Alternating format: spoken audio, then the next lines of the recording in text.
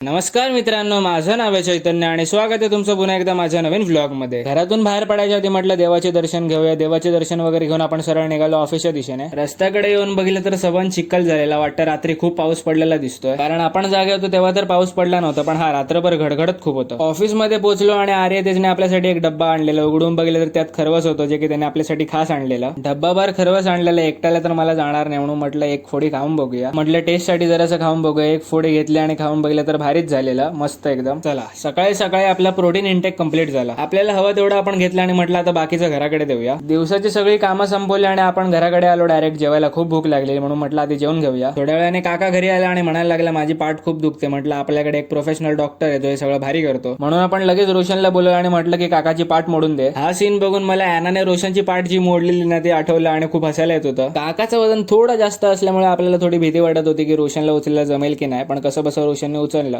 पण तरी भीती होती की काकाची पाठ मोडता मोडता रोशनचीच पाठ मोडायची. संकष्टी असल्यामुळे घराकडे मोदकाचा बेत होता आणि आजीने मस्तपैकी सारण वगैरे बनवून घेतलेला आणि मग मोदक बनवायला बसलेली. संध्याकाळी मस्त आपल्या चहाचा टाइम झालेला म्हणून आपण चहा पीत बसलेलो आणि हा बघा लगेच काहीतरी खायला घेतलं ना की असा भोळा चेहरा करून बसणार आणि मग शेवटी मला त्याला काहीतरी घालावं लागतं. संकष्टी होती म्हटलं आपण थोडीफार दुर्वा काढूया गणपतीसाठी. बाहेर येऊन बघितलं तर इकडे दुर्वांचा पूर्ण मळाच झालेला. आपल्याला हवी तेवढी लागणारी दुर्वा आपण काढून घेतली आणि मग गेलो घराच्या दिशेने. भाई आज घराकडे होता पावभाजीचा बेत, कारण सगळे होते घराकडे आणि आत्याने तर एकदम भारी एक नंबर पावभाजी बनवलेली. जर व्हिडिओ आवडला असेल तर व्हिडिओला नक्की लाईक करा, शेअर करा आणि सबस्क्राईब करायला विसरू नका. थँक्यू.